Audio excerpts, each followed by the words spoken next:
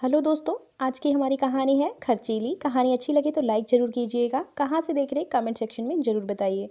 सुनो गौरव, मुझे कुछ पैसे चाहिए। वो बच्चों के लिए कुछ शॉपिंग करनी है। आज जिद कर रहे थे कि बाहर मॉल में झूले झुलवाने ले जाऊं, तो प्लीज़ ऑफिस जाने से पहले कुछ पैसे रख जाना।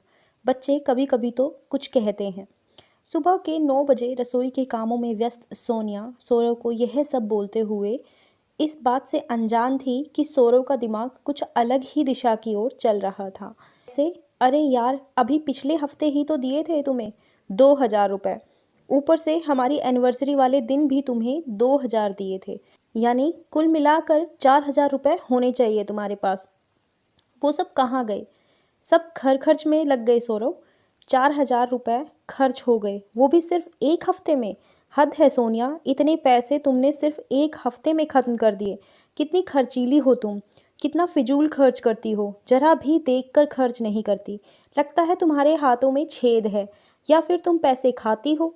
नौकरी में सैलरी नहीं बढ़ती, लेकिन तुम्हारे खर्चे ज़रूर बढ़ जाते हैं। मैं कैसे कमा कर लाता हूँ, कितनी मेहनत लगती है कमाने में, तुम्हें पता नहीं। खैर, तुम्हें कैसे पता होगा घर में बैठकर। और अभी मेरे पास कैश तो नहीं है, लेकिन ऑफिस जाकर अकाउंट ट्रांसफ़र कर दूंगा। निकाल कर कर लेना इस्तेमाल, और ज़रा सा देख कर खर्च करना। सौरव की कटाक्ष रूपी कड़वी जहर जैसी बातें सुनकर सोनिया का दिल टूट गया। मन आज फिर दुखी हो गया था।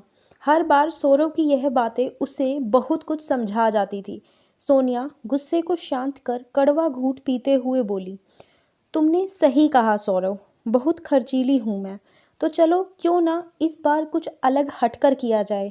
इस परेशानी का कुछ तो हल निकालना पड़ेगा। जो तुम मुझे हर हफ्ते पैसे देते हो ना, जिन्हें मैं जल्दी जल्दी खर्च कर देती हूँ, वो आज से तुम मुझे देना बंद कर दो। मतलब, क्या कह रही हो तुम? मुझे कुछ समझ नहीं आ रहा है।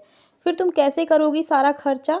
मैं नहीं सौरव, अब से तुम करो सारा खर्चा। खुद मैं तुम्हें हर हफ्ते बच्चों के सारे सामान की लिस्ट बनाकर दूंगी, जो तुम मुझे इतवार को अपनी छुट्टी वाले दिन लाकर दे देना। मुझे तो सामान से मतलब है, फिर क्या फ़र्क पड़ता है वो मैं लाऊं या तुम। कहते हुए सोनिया बर्तन धोने लगी। ठीक है, ऐसा ही करते हैं। सौरव ने खुशी खुशी सोनिया की बात मान ली। अगले दिन ही रविवार था। सोनिया ने सौरव के हाथ में एक बड़ी सी लिस्ट थमा दी, जिसमें वो सारा सामान व खर्चा लिखा था जो इस हफ्ते पूरे सौरव को करना था। सौरव देख के समझ रहा था, पर समझना नहीं चाह रहा था। छोटी बेटी के डायपर, दवाइयाँ, बड़ी बेटी के स्कूल के फंक्शन के पैसे, चाय नाश्ते का सामान, इसके अलावा भी कुछ अन्य चीज़ें जिनको रोज़मर्रा के जीवन में अहमियत होने के कारण सौरव सब मार्केट से ले आया था। 3 हफ्ते गए थे। हर रविवार सौरव लिस्ट लेता व सामान ले आता। सोनिया भी खुश थी कि अब उसे ज़्यादा खर्चीली होने का ताना नहीं सुनना पड़ेगा। आज फिर रविवार था। सोनिया द्वारा दी जाने वाली लिस्ट को लेने से नकारते हुए सौरव तपाक से बोल पड़ा, मुझसे नहीं होगा। जिसका काम उसी को साजे। मेरा काम कमा कर लाना है, और तुम्हारा हमारी गृहस्थी को चलाना। मैं गलत था सोनिया, मुझे माफ़ कर दो प्लीज़। मुझे लगता था कि तुम एक्स्ट्रा खर्चा करती हो, लेकिन जब से यह सब मैंने अपने हाथ में लिया है, तब जाना कि इसमें कोई एक्स्ट्रा खर्च ही नहीं है। सारे पैसे तो घर का, हर बेटियों का सामान खरीदने में खर्च हो जाते हैं, और तुम्हारे खुद के लिए भी कुछ नहीं बचता होगा।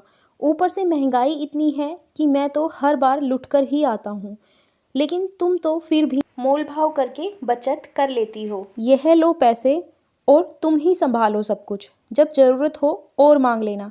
कहते हुए सौरव ने सोनिया के हाथ में पैसे दे दिए। सौरव की बातें सुनकर सोनिया ने कुछ ज़्यादा रिएक्ट नहीं किया, क्योंकि वह जान गई थी कि सौरव को अपनी गलती का एहसास हो चुका है। वो अपनी बातों पे शर्मसार था। सच्चाई उसके सामने थी कि कैसे सोनिया खुद पर तो कोई खर्च करती ही नहीं, और सौरव ने उसे ना जाने क्या क्या सुना दिया। अब पता चला, सौरव, मैं खाना खाती हूँ, पैसे नहीं। सोनिया की यह बात सुनकर जहाँ एक ओर सौरव को शर्मिंदगी महसूस हो रही थी, वहीं दूसरी ओर सोनिया की हल्की मुस्कान खुशनुमा वातावरण बनाने के लिए काफ़ी है। धन्यवाद दोस्तों। कहानी अच्छी लगी हो तो लाइक कीजिए, ज़्यादा से ज़्यादा शेयर कीजिए, चैनल को सब्सक्राइब कर लीजिए ऐसी ही और कहानियों के लिए। और कहानी के बारे में अपनी राय कमेंट सेक्शन में बताना बिल्कुल भी